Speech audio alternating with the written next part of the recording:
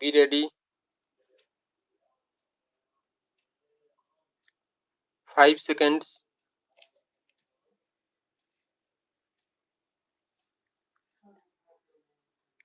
Start.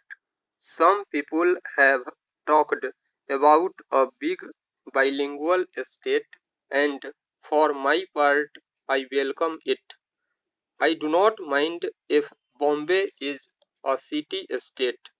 I do not mind if any chunk of territory were to go from one side to the other.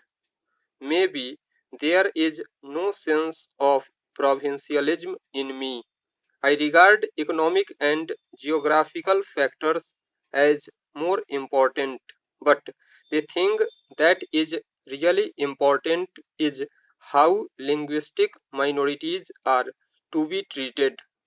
Boundaries are bound to overlap wherever you might draw them. There are bound to be bilingual and perhaps trilingual areas. How then are linguistic minorities to be treated? The House will remember that in the Commission's report there is a special reference in the concluding chapters to certain measures, certain protections, certain precautions, certain assurances, certain statutory provisions in regard to the linguistic minorities. I am anxious that these should be implemented.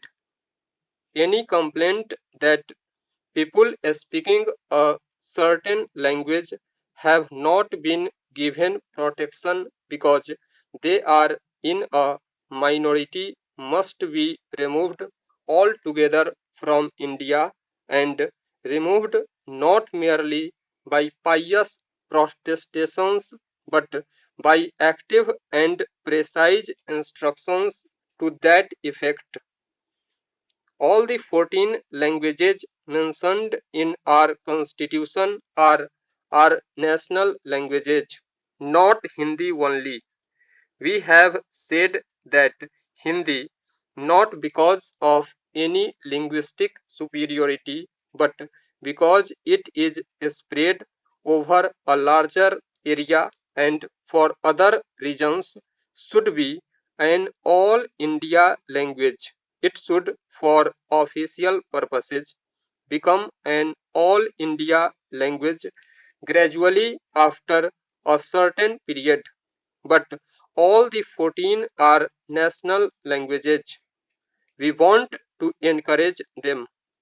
The attitude that we can encourage one language by crushing others is completely wrong from the literary or the linguistic point of view. I am convinced that the development of any language in India leads to the development of others. I feel that any kind of application, letter, or petition that is presented to courts can be done in any of the 14 languages of India, and no court should reject it. If that is so about every language in India, it should be so especially in regard to the actual languages spoken in a certain area. They should be given official position in that area, in applications and other matters.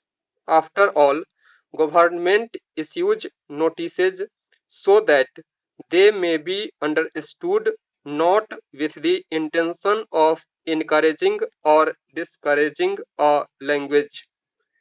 A notice misunderstood is useless. It is of the utmost importance that in building the future we should develop an all India outlook. The provincial outlook is not going to pay the province, much less India. I may come from Uttar Pradesh. My ancestors might have come from Kashmir, but I consider myself an Indian. I feel that I have inherited every great deed and tradition of India from Cape Comorian to the Himalayas. Sometimes comparisons are made among people of the various provinces. The people of one province are supposed to be brave, yet others are believed to be businessmen and some others to be entrepreneurs and so on. Stop. Thank you.